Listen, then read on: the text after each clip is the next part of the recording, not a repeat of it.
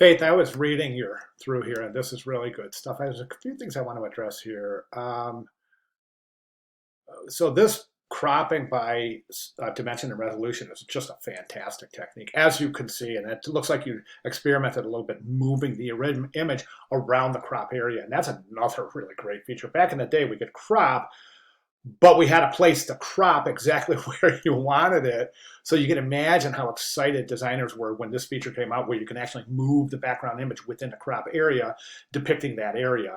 And that's just a fantastic technique. Part of the ocean, part of the sunset sky with that. I think your crop is beautiful. I do. I think it tells the story, and it also is very, very cohesive with the magazine ad. So great job. All right. Shrink everything down a good bit, of course, to fit the banner. Sure, less real estate, right? I don't know what I'm asking,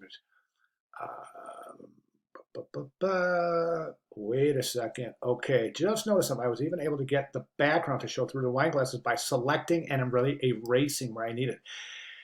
See, that's a big no. I don't even know why they include the eraser tool in Photoshop, because it's a destructive tool. It erases pixels.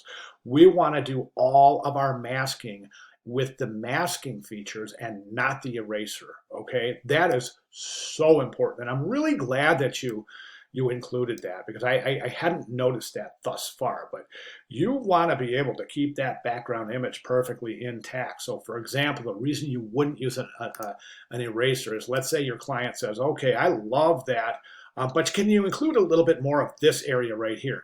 In the masking, all you have to do is go and adjust the mask. Okay, if you erase it, you have to start all over again because you've removed pixels in the process. Okay, hope that makes sense. It's a critical factor. Um,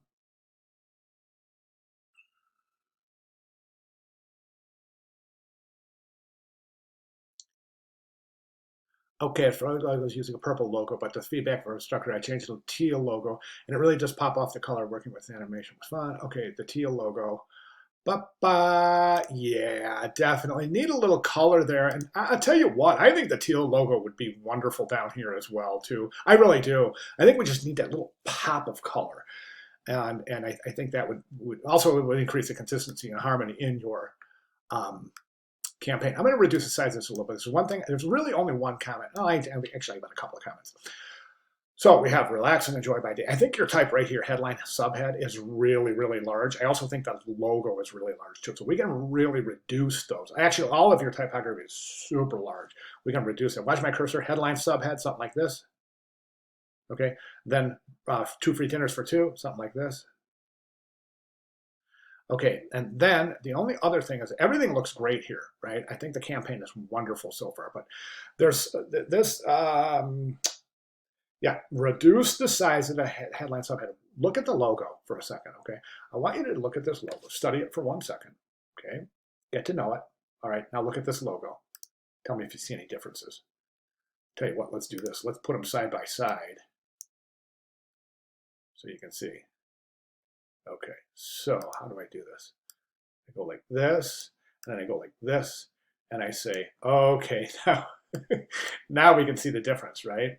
It's pretty subtle, but it's there. Take a look at the shape of the logo mark. Okay, see, it's shorter and fatter, not by much. This one's taller and more narrow. Okay, that tells me that this was distorted a little bit, and that typically happens when you resize it. When you place the logo in the file, what you want to do is you want to, when you resize it, make sure you hold that shift key down when you grab the corner bounding box. That's going to constrain the original proportion. It's going to constrain the aspect ratio so you don't get these distortions. Okay, so that is also very, so you want to adjust that. Let's establish a left margin. Okay. And I think you can probably reduce this masked image a little bit as well. Okay, so masked image, something like this. That way you can establish this left margin, right? And then bring it right down.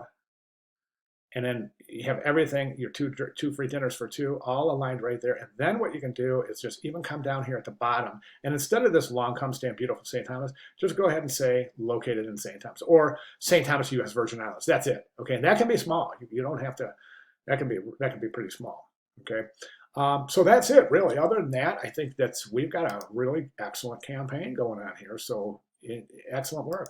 All right, great. If you have any questions at all, please let me know. I'll be glad to make any necessary clarifications. Thank you very much.